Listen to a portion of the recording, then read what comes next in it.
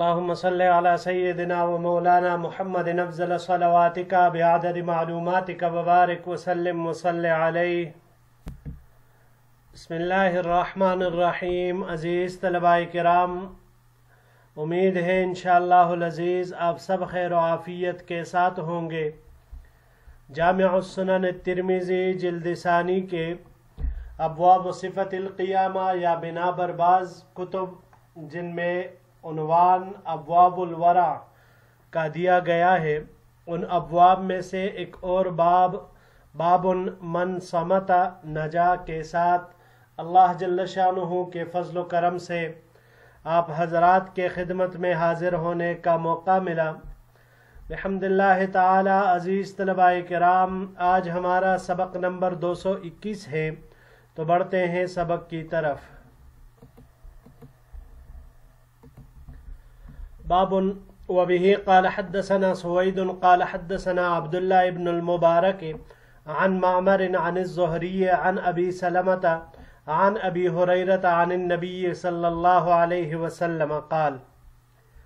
ہمیں روایت کی سوید نے، انہوں نے عبداللہ ابن مبارک سے، انہوں نے معمر سے، انہوں نے روایت کی زہری سے، انہوں نے ابو سلمہ سے، انہوں نے حضرت ابو ہریرہ رضی اللہ تعالی عنہ سے، اور انہوں نے حضور نبی کریم صلی اللہ علیہ وسلم سے روایت کیا کہ آپ علیہ السلام نے ارشاد فرمایا: من کان یؤمن باللہ والیوم الآخر فلیکرم ضیفہ. جو شخص اللہ تعالیٰ پر اور روز آخرت پر ایمان رکھتا ہے تو اسے چاہیے کہ وہ اپنے مہمان کا اکرام کرے. ومن کان یؤمن باللہ والیوم الآخر فلیقل خیرا او لیصمت. اور جو شخص اللہ تعالیٰ پر اور روز آخرت پر ایمان رکھتا ہے تو چاہیے کہ وہ خیر کی بات کرے ورنہ خاموش رہے. ھذا حدیث صحیح. یہ حدیث صحیح ہے. وفی الباب عن عائشة وانس وابی شریح الکعبی وهو العدوی واسمه خویلد بن عمرو رضوان اللہ علیہ مجمعین. اس باب میں ام المؤمنین عائشہ صدیقہ رضی اللہ تعالی عنہ، حضرت انس رضی اللہ تعالی عنہ اور ابو شریح الکعبی عدوی جن کا نام خویلد ابن عمر رضی اللہ تعالی عنہ ہے، ان سب سے روایات مروی ہے. وبه قال حدثنا قتيبة قال حدثنا ابن لهيعة عن يزيد بن عمرو عن ابي عبد الرحمن الحبلي عن عبد الله ابن عمرو رضی اللہ تعالی عنہ قال. ہمیں روایت کی قتیبہ نے، انہوں نے ابن لہیعہ سے، انہوں نے یزید ابن عمر سے، انہوں نے ابو عبد الرحمن حبلی سے، انہوں نے حضرت عبداللہ ابن عمر رضی اللہ تعالی عنہ سے کہ انہوں نے فرمایا: قال رسول اللہ صلی اللہ علیہ وسلم من صمت نجا. حضور نبی کریم صلی اللہ علیہ وسلم نے ارشاد فرمایا کہ جو شخص بری بات سن کر خاموش رہا، جو شخص خاموش رہا یعنی بری بات سنی اور خاموش رہا تو اس نے نجات پالی، وہ کامیاب ہوا. ھذا حدیث غریب لا نعرفہ الا من حدیث ابن لہیعہ. یہ حدیث غریب ہے، ہم اسے نہیں جانتے مگر صرف اور صرف ابن لہیعہ کی سند سے، یعنی یہی راوی مراد ہے. جی عزیز طلباء کرام، اس باب کے دونوں روایات سے جو باتیں ہمیں معلوم ہوئی تو مہمان کا اکرام پہلی روایت سے معلوم ہوا، اور دوسری روایت سے زبان کی حفاظت یہ سمجھ میں آئی. عزیز طلباء کرام، کوئی بھی مہمان ہو تو اس کا اکرام، اس کی عزت، توقیر، احترام یہ دل سے خندہ پیشانی کے ساتھ کرنا چاہیے. انسان اس سے ملے تو ایسی شکل و صورت سے ملے کہ وہ مہمان اپنا آنا اس کو اچھا لگے، نہ یہ کہ ماتھے پر سلوٹے ہو اور بالکل ایسے انداز میں ملے کہ وہ آنے پر ہی پشیمان ہو اور خود کو پھر ملامت کر رہا ہو کہ میں یہاں پہ کیوں آیا. اور ہر انسان کو اپنی حیثیت کے مطابق ابتداءً تھوڑا بہت اہتمام ہو تو ہو، ورنہ اپنی حیثیت کے مطابق اپنے مہمان کی خدمت کرنا یہ ہر انسان کی ذمہ داری ہے. اور قطعی طور پر بھی کسی مہمان کو اپنے اوپر بوجھ نہ سمجھا جائے، کیونکہ مہمان اللہ کی جانب سے آتے۔ حضرت علی رضی اللہ تعالیٰ عنہ اس پر خوش ہوتے تھے جب ان کے پاس کوئی مہمان آ جاتا، مہمان نہیں آتا تو حضرت علی رضی اللہ تعالیٰ عنہ روتے رہتے تھے کہ اللہ کی رحمت میرے پاس نہیں آ رہی ہے۔ تو اللہ جل شانہ اس سے ناراض ہوتے ہیں جو مہمانوں کے آنے پر ناگواری کا اظہار کرتے ہیں۔ دوسری روایت جس میں زبان کی حفاظت کا حکم آیا، تو یہ تو ظاہر سی بات ہے، انسان اگر کلام کرنے سے پہلے یہ سوچے کہ میں اس زبان سے جو بھی بولنے لگا ہوں میری وہ بات صحیح ہے یا غلط ہے، فرشتے اس کو لکھ رہے ہیں، کرامن کاتبین جو اللہ جل شانہ نے میرے ساتھ مقرر کیے ہیں وہ لکھ رہے ہیں۔ یہ بات انسان کے سامنے ہو تو وہ ضرورت کے سوا کوئی بھی فضول کلام اور فضول گوئی بالکل نہیں کرے گا۔ تو جس انسان کو بھی یہ فکر نصیب ہو جائے، یہ سوچ نصیب ہو جائے، تو بہت سی گناہ اور بے مقصد کلام سے آدمی محفوظ رہ سکتا ہے اور اپنا بھی قیمتی وقت بچا سکتا ہے اور دوسروں کا بھی۔ ہم معاشرے میں آج کل دیکھتے ہیں کہ لایانی بے مقصد باتوں میں، بے مقصد چیزوں میں ہم اپنے اوقات بھی ضائع کر رہے، اپنی صلاحیتیں بھی ضائع کر رہے، بلکہ زبان ہی کی وجہ سے اکثر اتنے بڑے بڑے فسادات رونما ہو جاتے ہیں کہ جس کو دیکھ کر انسانی عقل بھی دنگ رہ جاتی ہے، اور پھر اس سے کئی خاندان اور کئی افراد متاثر ہو جاتے ہیں، اس کی لپیٹ میں آ جاتے ہیں۔ تو زبان کا صحیح استعمال، انسان بولنے سے پہلے ذرا سا سوچے تو وہ کبھی بھی پھر غلط بات نہیں کرے گا۔ یہی وجہ ہے کہ کہا جاتا ہے پہلے تولو پھر بولو، تول کر جو بولتا ہے وہ بس حساب سے اور مطلب کی بات ہی کرتا ہے۔ بڑھتے ہیں جی اگلے باب کی طرف۔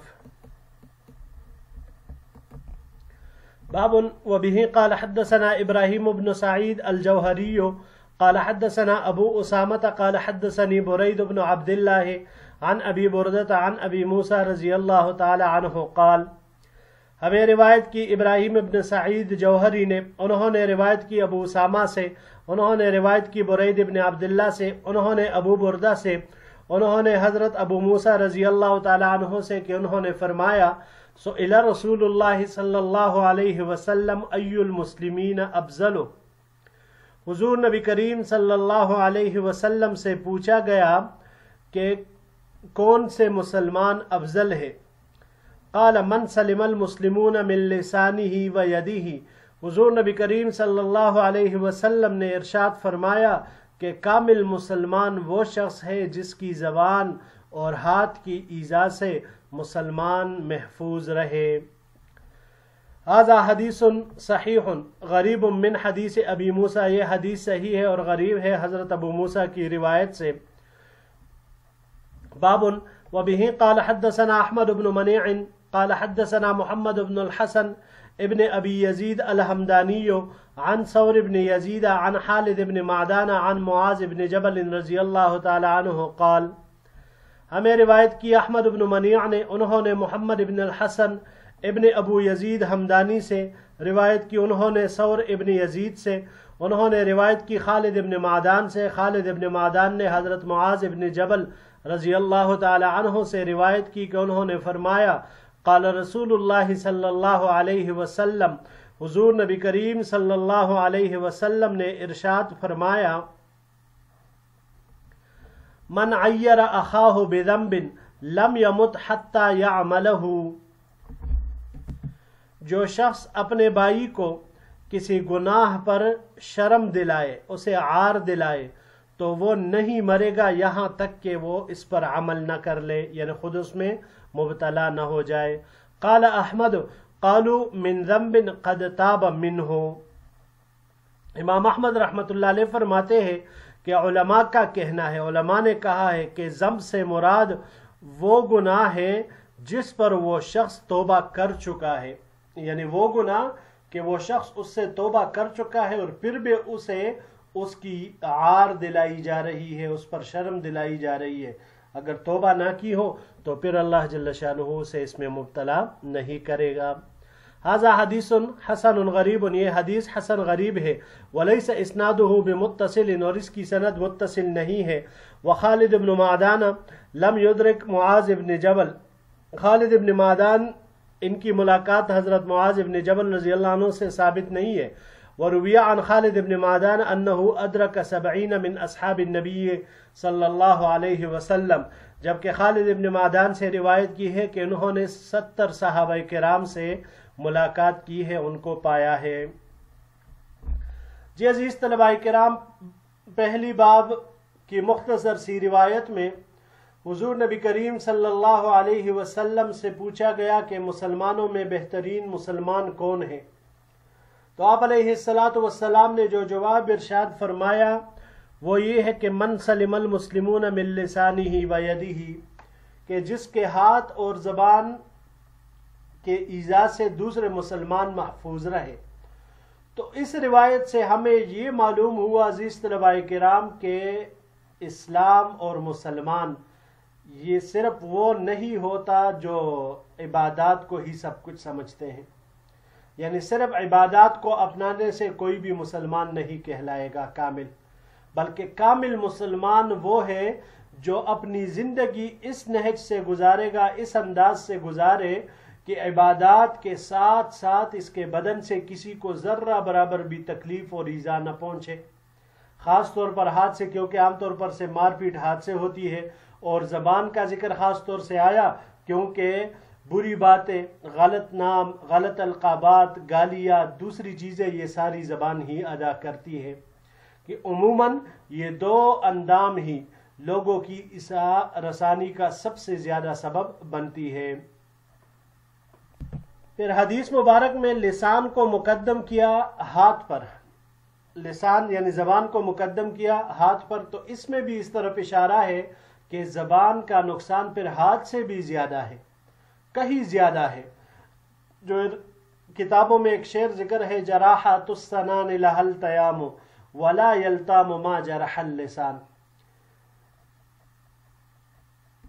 یعنی تیروں سے انسان جب گائل ہو جائے تو اس زخم کا علاج ہو سکتا ہے، وہ ایک دن آ کر وہ زخم بھر جاتے ہیں، لیکن جو زخم زبان کی وجہ سے انسان کو لگے وہ زخم پوری زندگی انسان کبھی بھولتا نہیں، اور وہ پھر بڑھتے بھی نہیں، پوری زندگی وہ انسان کے دل و دماغ میں گھومتے رہتے ہیں۔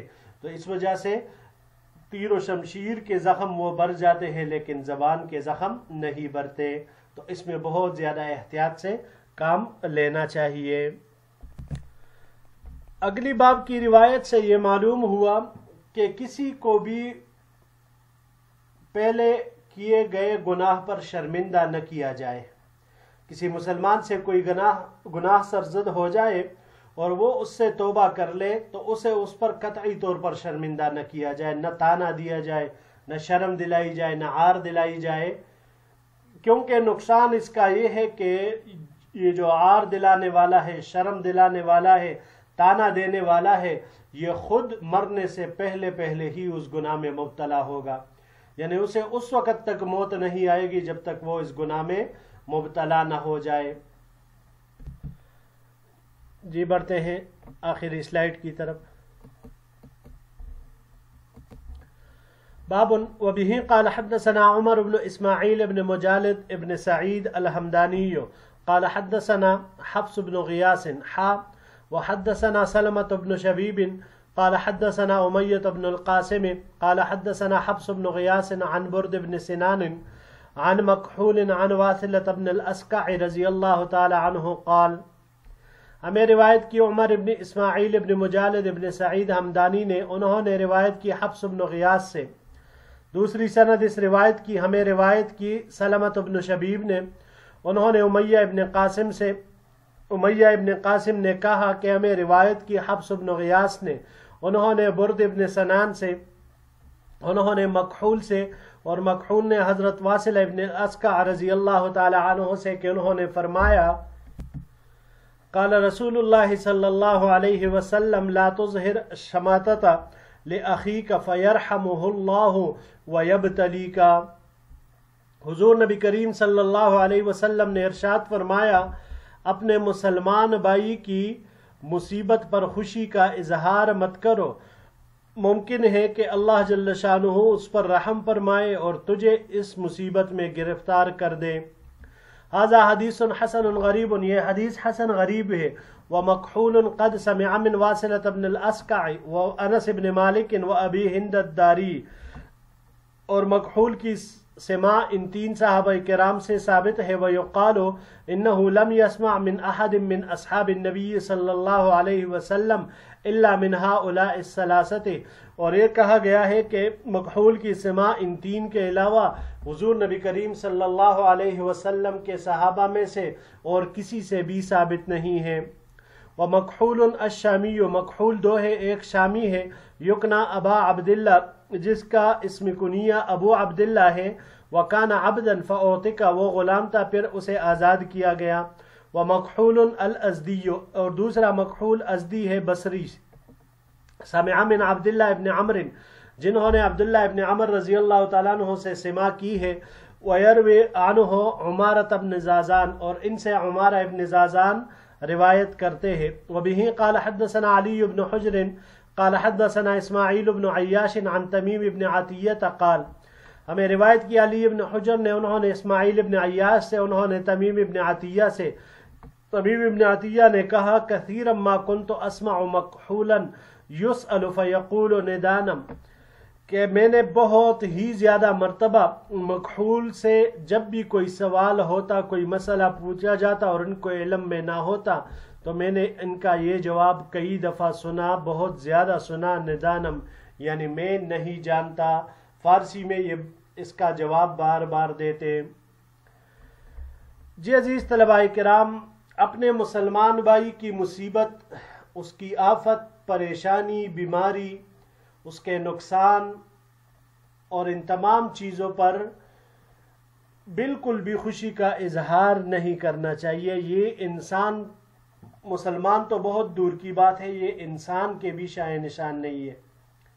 इंसानियत का तकाजा ये नहीं है कि मुसलमान दूसरों को तकलीफ़ में देखकर खुश हो, अपने मुसलमान भाई को तकलीफ़ में देखकर खुश हो। बिल्कुल भी ऐसा नहीं होना चाहिए, क्योंकि अल्लाह जल्ल शानुहु के हाथ में हर चीज़ है। अल्लाह जल्ल शानुहु उसे सेहत और सलामती में मुब्तला कर देगा, और जो हंसने वाला है उसको बीमारी में मुब्तला कर देगा, तो फिर किसके पास उसका इलाज होगा। यही वजह है कि नबी अलैहिस्सलातु वस्सलाम से हमें यह दुआ तालीमन हुजूर नबी करीम सल्लल्लाहु अलैहि वसल्लम ने हमें सिखाई है कि जब भी आप किसी ऐसे इंसान को देखें जो किसी बीमारी में मुब्तला हो, जो किसी परेशानी में मुब्तला हो, तो ये दुआ करे, अल्हम्दुलिल्लाहिल्लज़ी आफ़ानी मिम्मा इब्तलाका बिही व फ़ज़्ज़लनी अला कसीरिन मिन इबादिही तफ़ज़ीला।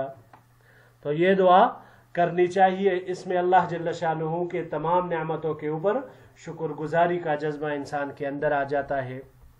मकहूल ने ये रिवायत वासिलत इब्न अल-अस्क़अ रज़ी अल्लाह तआला अन्हु से की है। बाज़ हज़रात का कहना यह है कि मकहूल की सिमा सहाबा से साबित नहीं है, तो इमाम तिरमिज़ी रहमहुल्लाह फरमाते हैं कि 3 सहाबा किराम से हज़रत मकहूल की सिमा साबित है और इनके अलावा और किसी से नहीं। उसमें से वासिल इब्न अल-अस्क़अ, अनस इब्न मालिक और अबू हिंद अद-दारी, यही 3 हज़रात इनसे सिमा साबित है रिज़वानुल्लाहि अलैहिम अजमईन। फिर मकहूल 2 है, एक शामी है, दूसरा बसरी है। शामी जिनका इस्म कुनिया अबू अब्दुल्ला है, ये पहले ग़ुलाम थे, बाद में आज़ाद कर दिए गए। और जो बसरी है मकहूल, तो इन्होंने अब्दुल्ला इब्न अमर रज़ी अल्लाह तआला अन्हु से सिमा की है। और फिर मकहूल अज़दी, इनसे रिवायत उमारा इब्न ज़ाज़ान करते हैं। यहाँ पर एक कौल इमाम तिरमिज़ी रहमहुल्लाह ने जिक्र किया है तमीम इब्न अतिय्यह का, कि वो फरमाते हैं कि हज़रत मकहूल से जब कोई मसला पूछता और वो मसला इनके इल्म में ना होता, तो वो बारहा पारसी में जवाब देते कि निदानम, बस यही जवाब होता निदानम पारसी में, कि मैं नहीं जानता। जैसे हम कहते हैं वल्लाहु आलम, अल्लाह ही बेहतर जानता है, मुझे नहीं पता, ला आलम, या हम इस तरह के अल्फाज कहते हैं, तो वो फारसी में यही कहते हैं। جی عزیز طلباء کرام، یہی تک ہمارا آج کا سبق تھا۔ انشاءاللہ العزیز زندگی رہی تو اگلے درس میں ایک نئے باب کے ساتھ پھر آپ کی خدمت میں حاضر ہوں گے۔ السلام علیکم ورحمۃ اللہ وبرکاتہ۔